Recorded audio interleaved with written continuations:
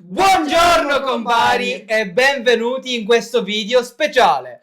Come siamo tipo i migliori youtuber che trattano della Sicilia e già solo per questo dovresti iscrivervi. Ma non solo, perché oggi vi mostreremo 10 mete nascoste da mettere per forza nel vostro prossimo itinerario della Sicilia. Mete lontane dalle folle turistiche e che si riveleranno essere addirittura migliori delle classiche mete convenzionali. Ma prima di cominciare vi ricordo di iscrivervi al canale, lasciare un like al video e seguirci su Instagram, YouTube, TikTok. Soprattutto lasciate un super grazie, per favore. Esatto. Non solo, se ci scriverete in direct vi sveleremo qualche altra perla nascosta solo per voi. Pazzesco. Iniziamo. Pazzesco. Questo è il Sicily's Journey, un progetto assurdo nato da un gruppo di folli che hanno deciso che la domenica non era fatta per riposare, ma per il content con il nostro marchio di qualità. Così abbiamo speso $538.617, comprato attrezzatura devastante e abbiamo iniziato a fare video in giro per la Sicilia.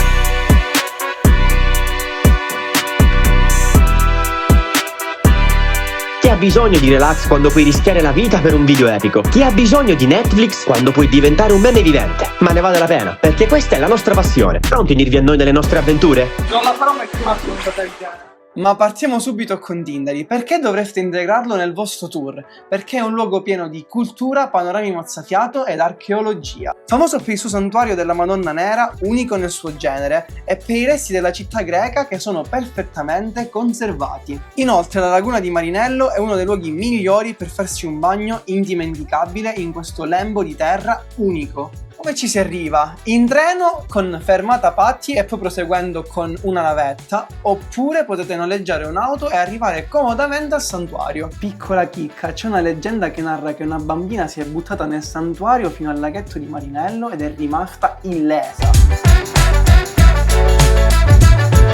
Il nostro secondo luogo magico è Sciacca, una fantastica città affacciata sul mare che ricorda tantissimo le Cinque Terre liguri. I suoi colori, le tradizioni artigianali tra coralli e ceramiche, la splendida vista sul Mediterraneo e il suo centro storico vivace rendono Sciacca un luogo unico da esplorare. Sciacca è piena di punti di interesse e attività esperienziali che, per essere vissute al meglio, sarà necessario contattare i nostri amici del Museo Diffuso dei Cinque Sensi. Tramite loro potete prenotare le esperienze che più vi entusiasmano, come le stufe di San Calogero o l'esperienza nel laboratorio del corallo. In questo caso un'occhiata al nostro video è davvero consigliata per farvi un pochettino un'idea su tutto. Per esplorarla al meglio e con molta calma vi consigliamo una giornata intera. Il terzo luogo è Palma di Montechiaro, ma perché visitarlo se così estremamente sottovalutato? Intanto perché è il paese del Gattopardo e poi è pieno zeppo di palazzi barocchi e ha una storia letteraria affascinante. Quello che la rende obbligatoria nel vostro tour è la straordinaria Punta Bianca, un paradiso per gli occhi, soprattutto al tramonto, e inoltre, al contrario della Scala dei Turchi, è visitabile e poco affollata. Chiaramente per raggiungerla serve la macchina. Se volete fare un bagno in un posto fighissimo, vi consiglio di andare alla Baia delle Sirene, come me, raggiungibile in barca oppure a nuoto.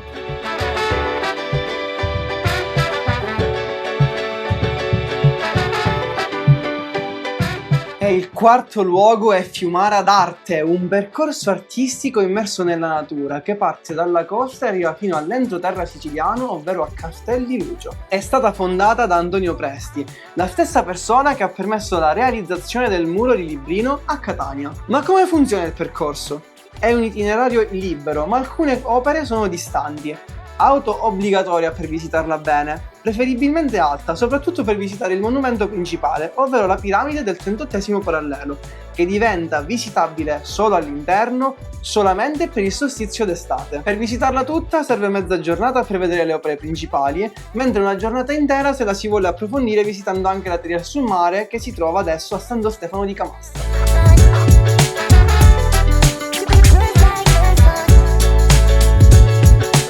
La nostra quinta fantasmagorica meta è Ustica, l'isola dei sogni, davvero un'ottima alternativa ai classici tour delle isole Eolie ed Egadi. È un paradiso per chi ama immergersi e fare snorkeling, grazie alle sue acque cristalline e alla riserva marina protetta. Ma non solo per questo. perché anche il giro dell'isola in quad o addirittura in Vespa è un'esperienza unica che vi farà godere di tutti gli angoli dell'isola. Come arrivarci? Beh, molto semplice, con un fantastico traghetto che parte direttamente da Palermo. Viene considerata una delle migliori tappe in tutta Italia per fare il battesimo del mare, quindi è consigliata sia per gli esperti ma anche per i principianti, per iniziare al meglio questa esperienza subacquea.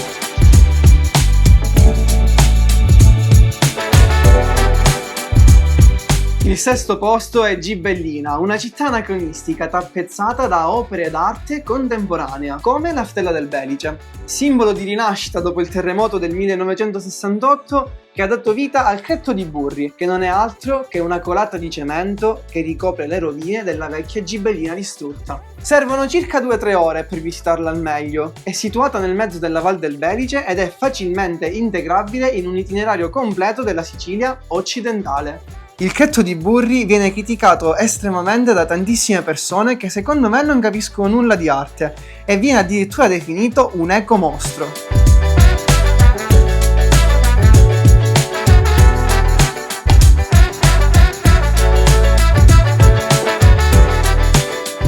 La settima tappa fuori dalle rotte comuni è Segesta. Qui le attrazioni principali sono un tempio dorico perfettamente conservato, non ne troverete uno così bello, e il teatro greco scavato addirittura nella roccia. La visita a questi due pezzi di storia è addirittura gratuita la prima domenica di ogni mese. Ma la chicca sono le terme segestane a cielo aperto, gratuite, fighissime sia d'estate ma soprattutto d'inverno. Per scoprire come raggiungerle vi consigliamo di guardare il nostro video completo, perché non è così semplice come sembra. Quanto tempo serve per una visita? Beh, 2-3 ore potrebbero bastare per la parte storica, mentre per la durata della visita alle terme decidete voi per quanto tempo volete rilassarvi. Un bel consiglio? Saltate la città di Segesta perché potrebbe non valerne così tanto la pena.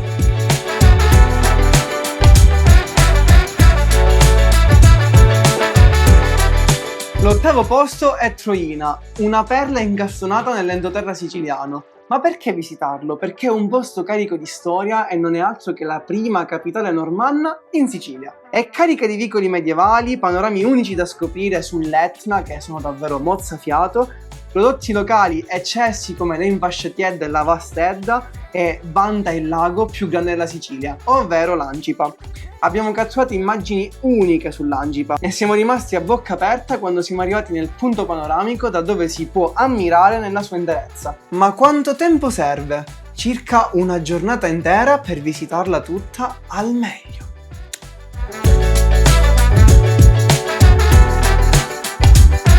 Il nono luogo da visitare è Montalbano e Licona, ma perché visitarlo? È uno dei borghi più belli d'Italia intanto, e poi è famoso per il suo castello medievale e le sue atmosfere fiabesche. Imperdibili sono i megaliti dell'Argimusco, considerati la Stonehenge siciliana. Sono difficili da descrivere a parole perché ogni persona guardandole vede immagini diverse. Un posto unico con un panorama pazzesco che vi farà ritrovare la pace interiore e vi farà rinfrescare durante un rovente tour estivo. Ma quanto tempo serve? Mezza giornata secondo noi, e vi consigliamo anche di visitarlo nel pomeriggio, così potrete godervi il tramonto sulle rocce.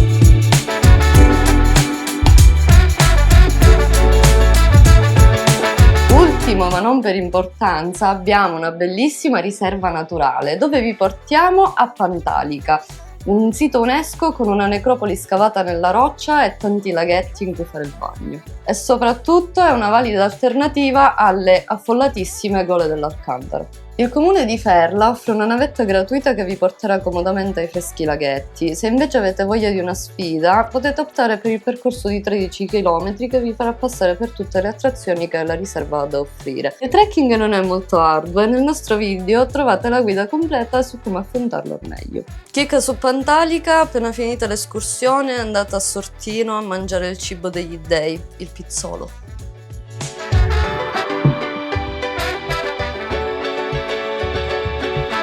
E siamo arrivati anche alla fine di questo video pazzesco. Vi abbiamo illustrato 10 tappe da inserire per forza nel vostro prossimo itinerario in Sicilia. Con questi consigli diventerete dei veri travel designer proprio come Matteo. Quale di questi posti vi è piaciuto di più? E soprattutto, dove andrete? Scrivetecelo nei commenti. Vi ricordo inoltre di iscrivervi al canale e attivare la campanella per non perdervi i nostri video sempre freschi sulla Sicilia.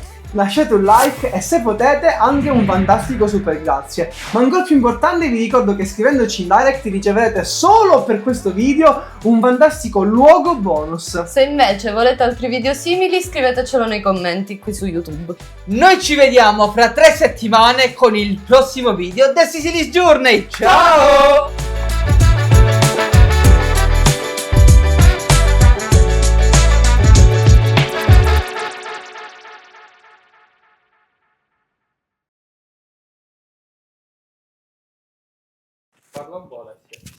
Mi sento la toia. Fuori di testa.